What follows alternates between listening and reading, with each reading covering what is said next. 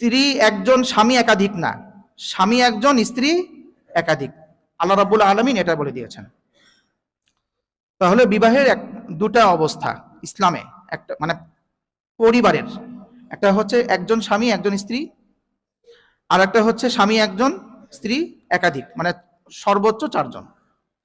এটা অন্যদিকে চলে যাওয়ার কথা, ওদিকে যাচ্ছি না। তাহলে এই যে সুন্দর পারিবারিক ব্যবস্থা, এর দ্বারা বংশ ঠিক থাকে, রক্তের পরিচয় থাকে, সবকিছু ঠিক থাকে। কিন্তু আমরা আমাদের এই আল্লাহ রাব্বুল আলামিনের দেওয়া যে চোখ, যেই অন্তর, যেই বিধান, সেই বিধানকে না মেনে আমি ওই ভৌতিক বিবাহকে পছন্দ করি, যে আধ্যাত্মিকভাবে বিবাহ করি। আকাশ বাতাসকে সাক্ষী রাখিয়া তোমাকে আমি বিবাহ করিলাম, এই যে বিবাহ করিল, তারপরে কি হইল? সন্তান জন্ম হইল, পরবর্তীতে ডাস্টবিনে নিক্ষিপ্ত হইল।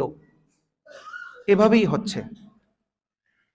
এবং আমাদের মেয়ে, বাবা জানে, মা জানে যে আমাদের মেয়ে সে এই ধরনের কার্যকলাপে সে লিপ্ত, কিন্তু বাবা মা কিছুই বলে না।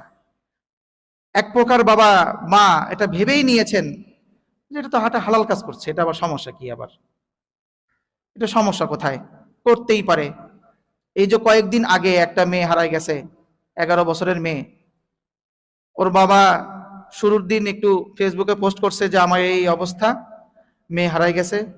তার কয়েকদিন পরে খুঁজে পাওয়া গেল যে সে এরকম একটা কাজ করছে।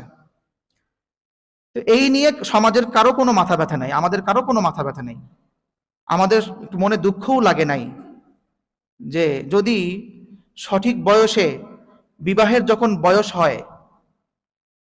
তখন যদি বিয়েটা দেওয়া হতো, তাহলে আর আজকে এই দিনটা দেখতে হতো না। আমরা তো ঈমান এনে ফেলছি, আমানতু, আমরা ঈমান আনিলাম যে বিবাহ 18 বছরেই হতে হবে, এর নিচে বিবাহ হইলে বিবাহ হইবে না, এটা আমরা ঈমান আনছি।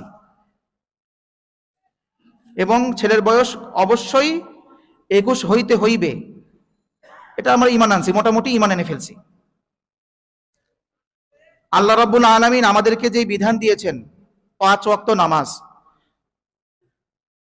কোন দেশের সরকার, কোন ব্যক্তি লক্ষ লক্ষ, একটা বিশাল বড় মাঠের মধ্যে লক্ষ লক্ষ কোটি কোটি কোটি কোটি কোটি কোটি ইসলামী স্কলাররা যদি একসঙ্গে হয়ে বলে যে আগামীকাল থেকে 6 ওয়াক্ত নামাজ করা হইল, এটা মানবেন?